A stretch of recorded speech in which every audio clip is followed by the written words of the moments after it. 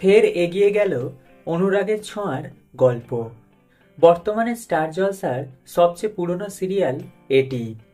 2024 সালের অক্টোবর মাস থেকে বড় সোনারূপা হিসেবে সাইনা চট্টোপাধ্যায় ও দেবপ্রিয়া বসুকে দেখানো শুরু হয়।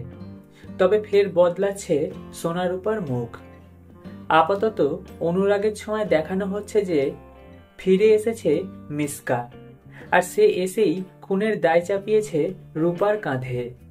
এদিকে দীপাও পুলিশের সামনে বলে বসে মেয়েকে পুলিশ খুঁজে দিক, সে নিজে রূপাকে পুলিশের হাতে তুলে দেবে। সেটা শুনেই ক্ষোভে অভিমানে মায়ের থেকে দূরে চলে যায় রূপা। আর এরপরই গল্প এগোবে অনেকগুলো বছর।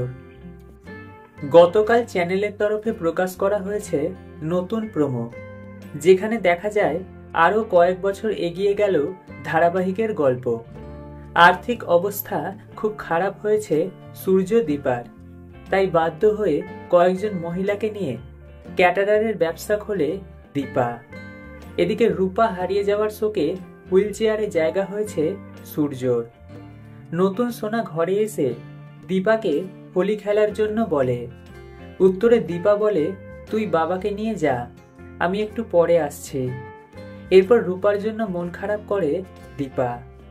অন্যদিকে রাধাকৃষ্ণের মন্দিরে ঠাকুরের কাছে নিজের মনের কষ্ট শেয়ার করে রূপা। তাহলে কি সমস্ত ভুল বোঝাবুঝি মিটিয়ে রূপা আবার ফিরবে তার মায়ের কাছে? এই নিয়েই এগিয়ে যাবে সিরিয়ালের গল্প। এই সিরিয়ালের হাত ধরে বিনোদন জগতে প্রথমবার পা রাখলেন অভিনেত্রী সংহতি ব্যানার্জি। নতুন রূপা হিসেবে দেখা যাবে তাকে। অন্যদিকে সোনার চরিত্রে অভিনয় করবেন অভিনেত্রী নিশা পোদ্দার। যদিও এর আগে কয়েকটি সিরিয়ালে দেখা গেছে তাকে। এদিকে হাজার পর্বে পৌঁছানোর পর অনুরাগের ছোঁয়া বন্ধ হবার কথাও রয়েছে।